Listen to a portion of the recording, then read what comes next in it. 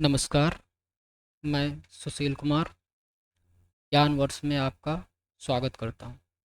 आज हम विज्ञान के एक बहुत ही रोचक और ज़रूरी अध्याय की शुरुआत करने जा रहे हैं, जिसका शीर्षक है प्रकाश का परावर्तन तथा अपवर्तन। क्या आपने कभी दर्पण में अपनी छवि देखी या पानी में अपना चेहरा झांक कर देखा है? ये जो प्रतिबिंब इमेज बनता है, वही प्रकाश के परावर्तन का चमत्कार है। आइए, तो इस अध्याय में हम क्या क्या जानकारी प्राप्त करेंगे उसके बारे में देख लेते हैं। सबसे पहले प्रकाश की परिभाषा, उसके बाद दीप्त और अदीप्त वस्तुएं होंगी, उसके बाद प्रकाश के गुण, उसके बाद प्रकाश का परावर्तन, उसके बाद परावर्तन के नियम, उसके बाद प्रतिबिंब तथा प्रतिबिंब के प्रकार। फिर उसके बाद पढ़ेंगे गोलीय दर्पण, किरण आरेख, गोलीय दर्पण के उपयोग, दर्पण शोध, आवर्धन क्षमता। हाँ, और एक जानकारी देना चाहता हूँ कि अगर आप इस चैनल पर पहली बार आए हैं तो कृपया इस चैनल को लाइक करें, दोस्तों के साथ शेयर करें और सब्सक्राइब कर सब्सक्राइब करने के साथ बेल आइकन प्रेस कर लें, जिससे इस पर अपलोड होने वाले वीडियो का नोटिफिकेशन सबसे पहले आपको। चलिए, अब आगे बढ़ते हैं। सबसे पहले हम बात करेंगे प्रकाश की परिभाषा। यहाँ पर मैं एक छोटा सा सवाल करता हूँ, क्या कभी किसी ने प्रकाश को देखा है? अगर देखा है तो कमेंट बॉक्स में बताइए। हाँ, चलिए शुरू करते हैं। प्रकाश क्या है? अगर पूछे प्रकाश क्या है तो क्या बताओगे? क्या है प्रकाश? देखिए, प्रकाश एक विकिरण ऊर्जा है। प्रकाश क्या है? एक विकिरण ऊर्जा है जो हमारे नेत्रों को संवेदित करता है। जो यानी कि हमारे नेत्रों को संवेदित करता है। किस लिए? देखने के लिए। जो हमारे नेत्रों को संवेदित करता है, ठीक है। और प्रकाश स्वयं नहीं दिखाई देता, यानी प्रकाश स्वयं नहीं दिखाई देता, अपितु वह हमें वस्तुओं को दिखाता है। समझ गए? प्रकाश कभी दिखाई नहीं देता है, वो अदृश्य होता है, बल्कि वह हमें वस्तुओं को दिखाता है, जिससे हमें वस्तुएं, जिसके माध्यम से हम वस्तुओं को देखते हैं, ना कि प्रकाश को देखते हैं। ठीक है। और प्रकाश की चाल, प्रकाश की चाल बहुत अधिक होती है। सेम ऐसे ही जैसे कि क्या होता है कि अगर निर्वात में अगर बात की जाए प्रकाश की चाल की, तो कितनी होती है? 3 × 10⁸ मीटर प्रति सेकेंड। अगर किलोमीटर की बात की जाए तो कितना हो जाएगा? 3 × 10⁵ किलोमीटर प्रति सेकेंड। ये कितनी हो जाएगी? ये यानी कि 3 में कितने जीरो लग जाएंगे? 5, दहाई, सैकड़ा, हजार, 10,000, लाख, यानी कि 3 लाख किलोमीटर प्रति सेकेंड। यानी कि 1 सेकेंड में कितनी दूर जाएगी? 3 लाख किलोमीटर 1 सेकेंड में। इतनी होती है स्पीड किसकी? प्रकाश की। ठीक है। और ये इंपॉर्टेंट है, इसे याद रखना। ये प्रकाश की दूसरी परिभाषा है कि प्रकाश वह रूप है जो हमें वस्तुओं को देखने में सक्षम बनाता है। समझ गए? यहाँ तक समझ में आया? चलिए आगे बढ़ते हैं। आगे है दीप्त तथा अदीप्त वस्तुएं। दीप्त तथा अदीप्त वस्तुएं। दीप्त वस्तुओं का मतलब क्या होता है? यानी कि ऐसी वस्तुएं जो स्वयं प्रकाशित हों, जिनके पास अपना प्रकाश हो, जिनके पास अपनी ऊर्जा हो, जो स्वयं से प्रकाशित हो रही हों, वो सारी क्या होंगी? दीप्त वस्तुएं कहलाती हैं। यानी कि वे वस्तुएं जो स्वयं प्रकाश उत्पन्न करती हैं, उन्हें दीप्त वस्तुएं कहते हैं। इसके अंतर क्या आएगा? जैसे सूर्य, जलता हुआ दीपक, जलती हुई मोमबत्ती, जलता हुआ बल्ब, आग आदि। ठीक है। अब अगर यहाँ पर करें अदीप्त वस्तुओं की बात करें तो इसमें क्या क्या आ जाएगी? कौन होती हैं? वे वस्तुएं जो स्वयं प्रकाश उत्पन्न नहीं करती हैं, जिनके पास स्वयं की ऊर्जा नहीं होती है, जो स्वयं प्रकाश उत्पन्न नहीं कर सकती हैं, लेकिन दीप्त वस्तुओं से प्राप्त प्रकाश को परावर्तित करके दिखाती हैं, वे अदीप्त वस्तुएं कहलाती हैं। जैसे चंद्रमा, चंद्रमा के पास कोई अपनी ऊर्जा है, कोई अपनी लाइट है, नहीं है ना। तो सूर्य के प्रकाश जब उस पर पड़ता है तो रिफ्लेक्ट होकर के जब हमारी आंखों तक पहुंचता है तो हमें चंद्रमा दिखाई देता है। इसी तरह पुस्तक, अंधेरे कमरे में पुस्तक को रख दो, दिखाई देगी? नहीं दिखाई देगी। जब उसमें लाइट जलाओगे तो लाइट उस पुस्तक पर पड़ेगा और वो वहाँ से परावर्तित होकर के जब हमारी आंखों तक लाइट आएगी तो हमें पुस्तक दिखाई देगी। पेड़, दीवार आदि, ये सब क्या है? अदीप्त वस्तु है। चलिए आगे देखते हैं। प्रकाश के गुण, प्रकाश के गुण क्या होते हैं?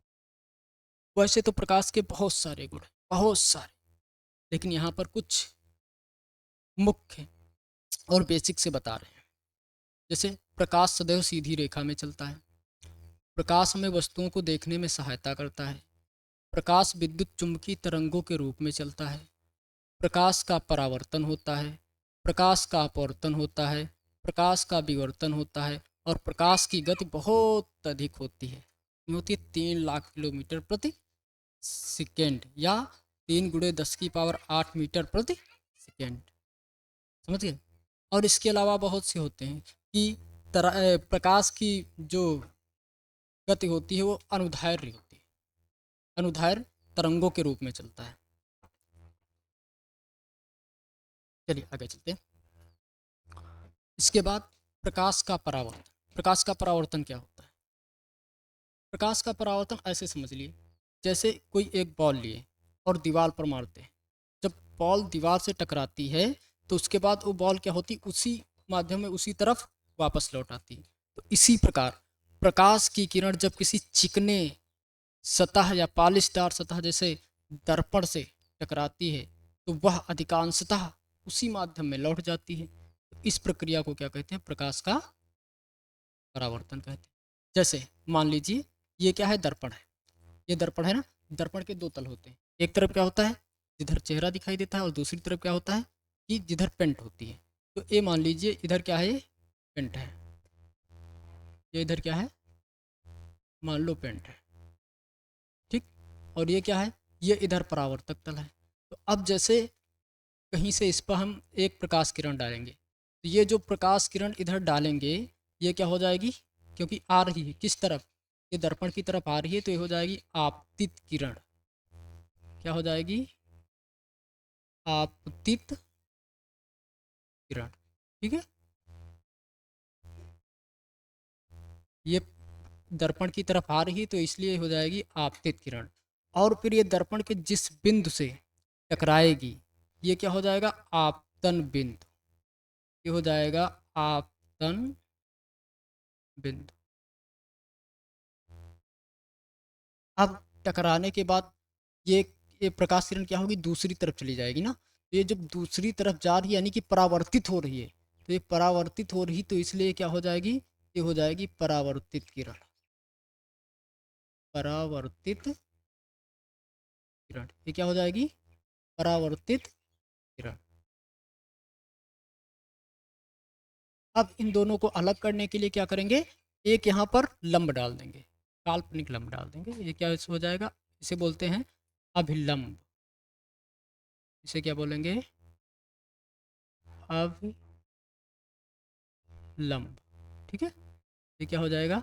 अभिलंब हो जाए, और इसको एन से डिनोट करते हैं, ठीक है। अब जब इसमें बीच में लंब डालने के बाद देखोगे ये दो भाग में बढ़ जाएगा, एक इधर हो जाएगा, एक इधर हो जाएगा। और यहाँ पर ध्यान से देखिए ये दो कोण बना रहे हैं, दो कोण बना रहे हैं। तो ये कोण किस तरफ है?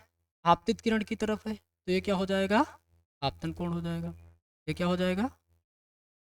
आपतन कोण हो जाएगा। इसी तरह ये किस तरफ है? ये परावर्तित किरण की तरफ है, तो ये क्या हो जाएगा? परावर्तन कोण हो जाएगा। ये हो जाएगा परावर्तन कोण। आपतन कोण को अंग्रेजी में क्या बोलते हैं? एंगल ऑफ इंसिडेंट, यानी इंसिडेंट बोलते हैं। आई से शुरू होता है ना, तो इसलिए इसको आई से डिनोट करते हैं। ठीक, इसको क्या आई से डिनोट करते हैं।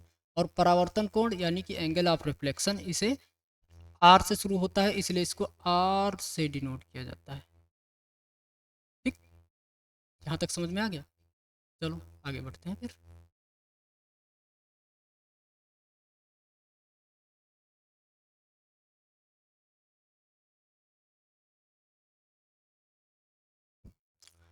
प्रकाश के नियम। प्रकाश के नियम क्या होते हैं? देखो, प्रकाश परावर्तन के दो नियम है। हर चीज के नियम होते हैं ना, तो इसी तरह प्रकाश परावर्तन के भी नियम होते हैं। और कितने हैं? दो हैं। पीछे हम पढ़ चुके हैं, क्या पढ़ चुके हैं? कि आपतित किरण, परावर्तित किरण, आपतन बिंदु पर अभिलंब, तीनों एक ही तल पर होते हैं। देखिए यहाँ पर देखिए, ये आप ये एक तल हो गया, दूसरा तल हो गया ना, तो यहाँ पर देखिए आपतित किरण और ये परावर्तित किरण और ये अभिलंब, देखो एक ही तल पे है ना। यानी कि आपतित किरण, आपतित किरण, परावर्तित किरण और आपतन बिंदु पर अभिलंब, ये तीनों क्या होंगे? एक ही तल पर होते हैं और एक ही तल पर है ना। ठीक है। और दूसरी चीज, दूसरा क्या कह रहा है? कि आपतन कोण सदैव परावर्तन कोण के बराबर होता है। ये आपतन कोण देखिएगा, ये अभी हमने बताया था ना कि ये ये वाला देखिए, ये आपतन कोण है और ये परावर्तन कोण है। देखिए दोनों क्या होंगे? हमेशा बराबर होंगे। अगर समतल दर्पण है तो वो हमेशा क्या होंगे? बराबर ही होते हैं। ठीक है, आगे चलते हैं। प्रतिबिंब और प्रतिबिंब के प्रकार। प्रतिबिंब क्या होता है और ये कितने प्रकार का होता है? नाम सुना होगा, प्रतिबिंब, इमेज। ठीक है, तो जैसे देखिए, सबसे पहले प्रतिबिंब क्या होता है? जब किसी वस्तु से परावर्तित या अपवर्तित किरणें हमारी आँखों में इस प्रकार प्रवेश करती हैं कि हमें वह वस्तु किसी स्थान पर दिखाई देती है, तो उसे उस वस्तु का प्रतिबिंब कहा जाता है। समझ में आया? कि जब किसी वस्तु को परावर्तित या अपवर्तित, जब किसी वस्तु से परावर्तित या अपवर्तित किरणें हमारी आँखों में इस प्रकार प्रवेश करती हैं कि हमें वह वस्तु किसी स्थान पर स्थित दिखाई देती है, तो उसे उस वस्तु का क्या कहते हैं? प्रतिबिंब कहते हैं। और ये दो प्रकार के होते हैं। कौन? वास्तविक और आभासी। वास्तविक प्रतिबिंब क्या होता है? कि जब परावर्तित या अपवर्तित किरणें किसी बिंदु पर वास्तव में मिलती हैं, तो उसे वास्तविक प्रतिबिंब कहते हैं और इसे स्क्रीन पर प्राप्त किया जा। और आभासी क्या होता है? कि जब परावर्तित या अपवर्तित प्रकाश किरणें किसी बिंदु पर मिलती हुई प्रतीत होती हैं, तो उसे आभासी प्रतिबिंब कहते हैं। इसे स्क्रीन या पर्दे पर नहीं लिया जा सकता है, मिलाती नहीं, यहाँ पर मिलती हुई प्रतीत होती हैं, तो उसे आभासी प्रतिबिंब कहते हैं और इसे स्क्रीन या पर्दे पर नहीं लिया जा सकता। समझ गए? अब इसके बाद क्या है? गोलीय दर्पण। गोलीय दर्पण क्या होता है? गोलीय दर्पण, ये मान लीजिए जैसे कि एक गोला है। ये जो गोलीय दर्पण होता है, किसी कटे हुए गोले का भाग होता है। अब जैसे गोला है, कांच का गोला है, इसमें से अगर इतना भाग हम काट लें, इतना भाग हम काट लें, ठीक है, यानी कि इतना भाग काट लिए हम। अब इसमें अगर अंदर की तरफ कलाई, किसी एक साइड में कलाई कर दें या पेंट लगा दें, दूसरा तल क्या हो जाएगा? परावर्तक हो जाएगा। तो ऐसे दर्पण देखिए, ऐसे दर्पण जिनका परावर्तक पृष्ठ गोल होता है, गोलीय दर्पण कहलाते हैं।